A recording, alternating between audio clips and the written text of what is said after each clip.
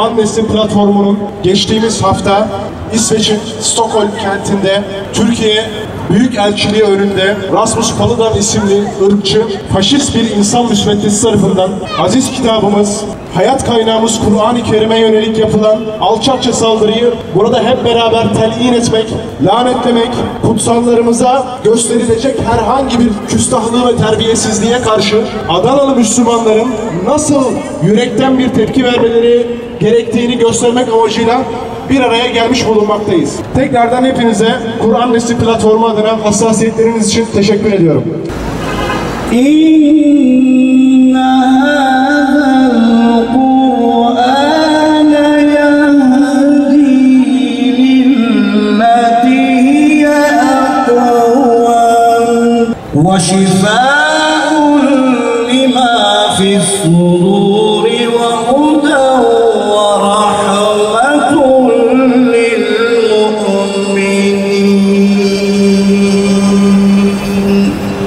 Batı'yı biliyoruz kardeşler. Onların korkularını biliyoruz kardeşler. Batı'nın bütün korkusu, zalimlerin, bu hainlerin bütün korkusu Kur'an'dır. Kur'an'ın etrafında kendilerini kardeş ilan eden, kenetlenen ve saf tutan müminlerdir. Bütün korkuları budur. Gelişmekte olan İslam'dır. İslam'ın gücüdür kardeşler. Tekbir!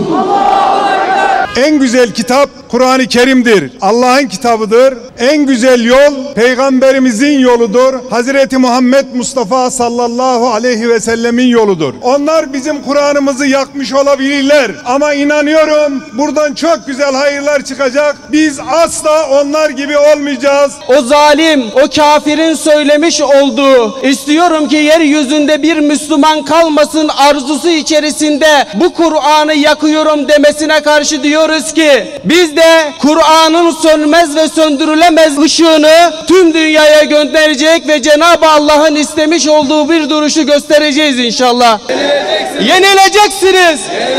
Ve cehenneme sürüleceksiniz. Onlar Allah'ın nurunu ağızlarıyla söndürmek istiyorlar. Oysa Allah kendi nurunu tamamlayacaktır. Velev keriyel kafirun. Velev ki kafirler hoş görmese de hayat rehberimiz ve yaşam kılavuzumuz olan Kur'an-ı Azimüşşan'a İsveç'te yapılan alçakça saldırıyı telin etmek üzere Kur'an Nesli platformu olarak bir araya gelmiş bulunmaktayız.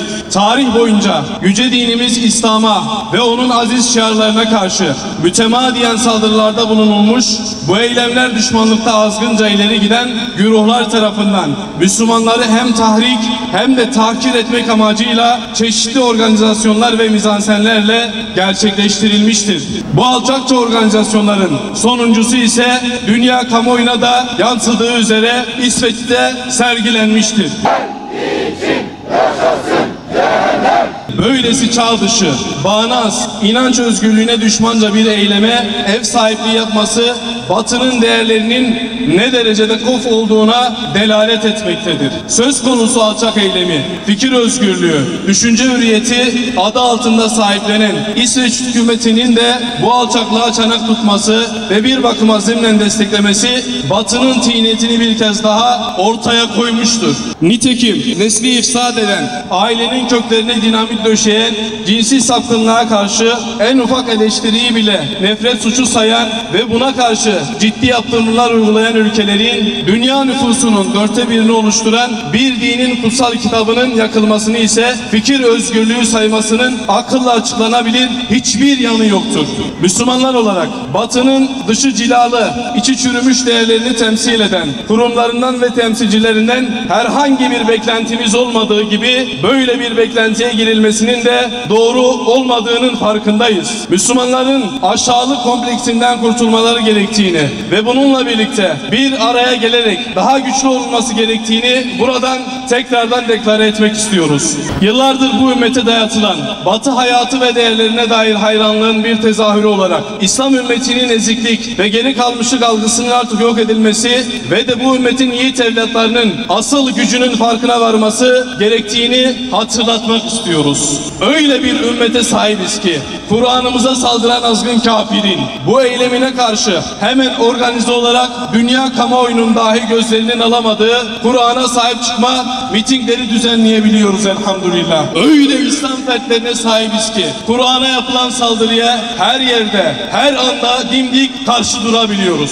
Sedamızı öyle bir yükseltiyoruz ki eylemi yapan kafirin ve onun tasmasını elinde tutan sahiplerinin kalplerini titretebiliyoruz. Bu anlamda İslam ülkelerine ve bu ülkelerde yaşayan tüm Müslümanlara çok büyük görevler düşmektedir. Kur'an'a dünden daha fazla sahip çıkmalıyız.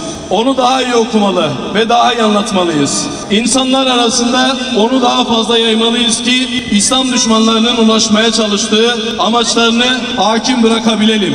Öyle bir çalışmalıyız ki Kur'an yakma eylemini gerçekleştiren azgınlar yaptıklarına pişman olmalı. Kur'an'ın deyimiyle kinlerinden gebermelidirler.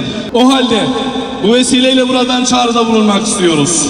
Ey İslam ümmeti ve bu ümmetin nadide mensupları, çağrımız sizedir. Tefrikaya dönüşen fikirlerden arının. Çatışmaya götüren ifrat ve tefriti terk edin. Kardeşliğimizi bozan mülahazalardan vazgeçin. Ve artık vahdeti sağlayın. Sizler tek yumruk, tek bilek, tek güç olduktan sonra dünya dahi karşınızda duramaz. Artık silkelenin ve kendinize gelin. Sinenizde atıl durumda bıraktığınız gücün farkına varın. Bu olayları bir fırsat bilin ve milat kabul edin. Her şeyi bir kenara bırakın, Kur'an'ın etrafında birleşin.